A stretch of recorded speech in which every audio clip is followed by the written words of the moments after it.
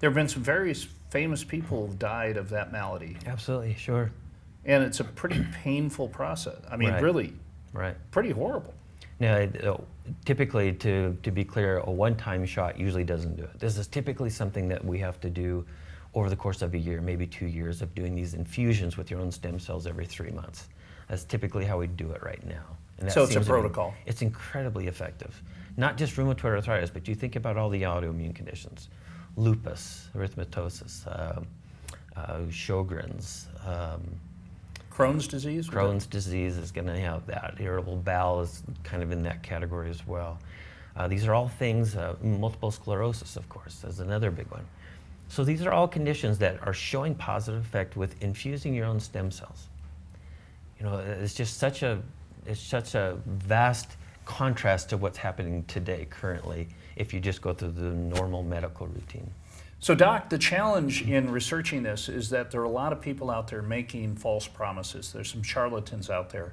How do our viewers avoid running into those people? That's a great question, because there is a lot of fanfare out there right now with stem cell, because there are so many of these clinics popping up all across the country.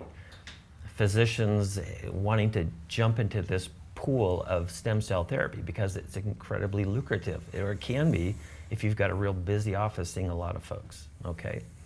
There is no insurance for it. Unfortunately, at this time, there's no insurance for stem cell therapy. So this brings up an important point, and that is, where do you get your stem cells from?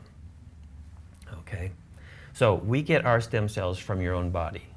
That's how it's done. That is stem cell therapy.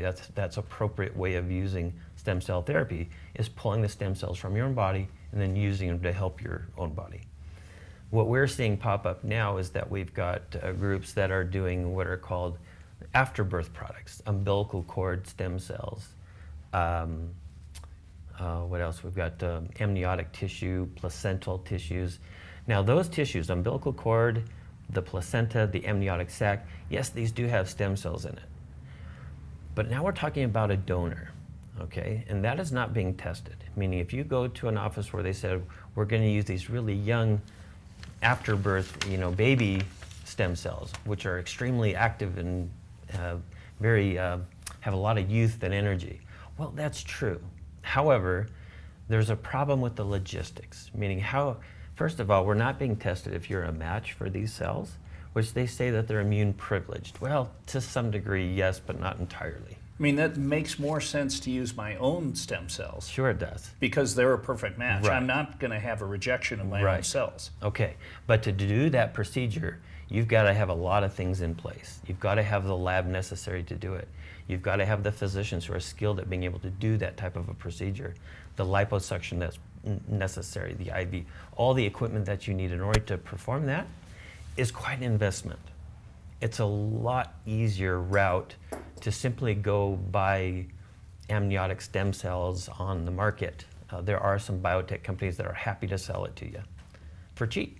And you can set up a clinic on a roadside office and say you're promoting stem cell therapy, when in fact, there are no cells left in those products, unfortunately.